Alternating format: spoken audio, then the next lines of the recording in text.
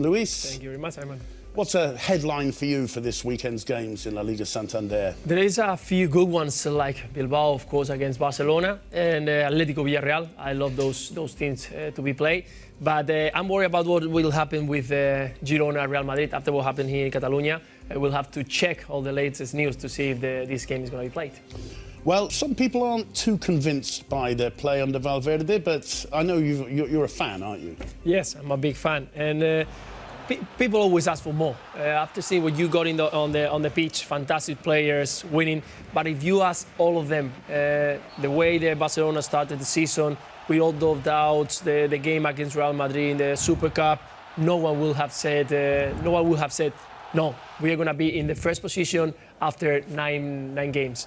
Right now, Barcelona is got the confidence. Of course, they're going to be difficult games where then maybe they cannot play the way they love to play, with combinations, with flair, and with all kind of good moments into the pitch. But I have to say that the Barcelona have something in the head, and it's to win the trophy. It doesn't matter if it's on the nice way or just try to fight like this one is going to be against Bilbao, a tough one. It does seem, Luis, as though Barca have the upper hand over the Lions. Yes, and we have to talk about the momentum, because you can see a result from 3 years ago, but there are different momentums. Right now, Barcelona with all the confidence, and Bilbao is not.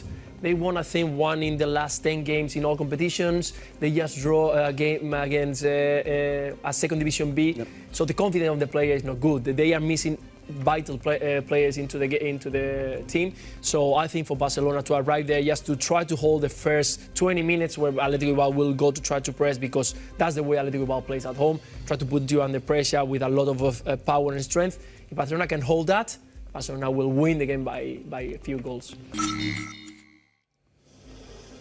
Luis, you saw a win for Real Sociedad in the RCDE Stadium. It wasn't quite to be, Espanyol holding out for a 1-1 draw.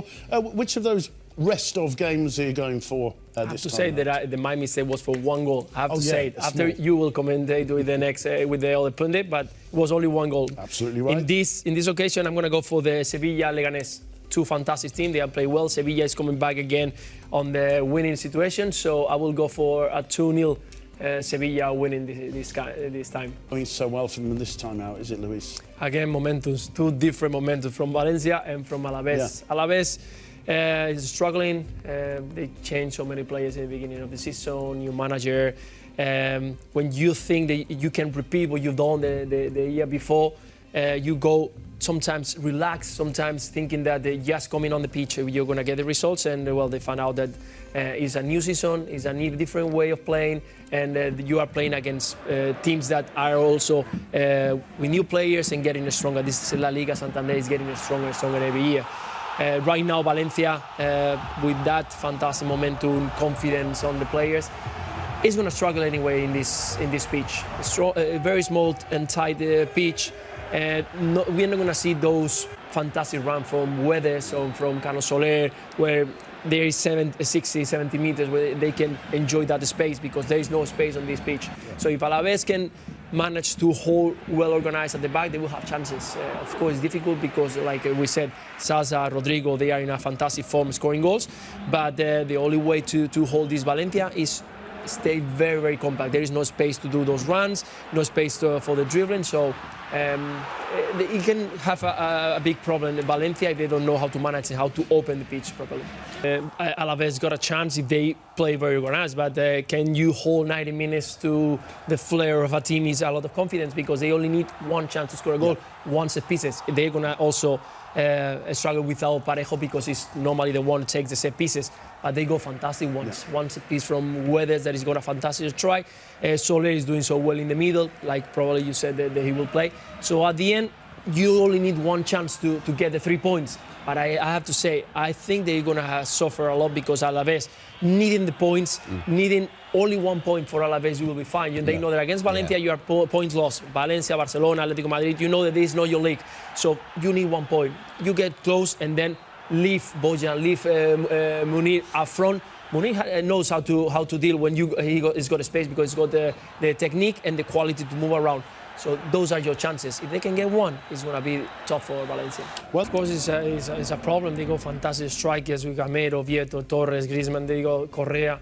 They are mixing a lot of times different games, and of course there is a problem because last year they were brilliant. They were scoring goals and they make easy the work for Simeone. Right now, Simeone is on the position where he's not scoring goals, so he has to get so compact. He had to try to make them understand that they cannot concede. Yep. Last game in the league, they won 1-0 playing.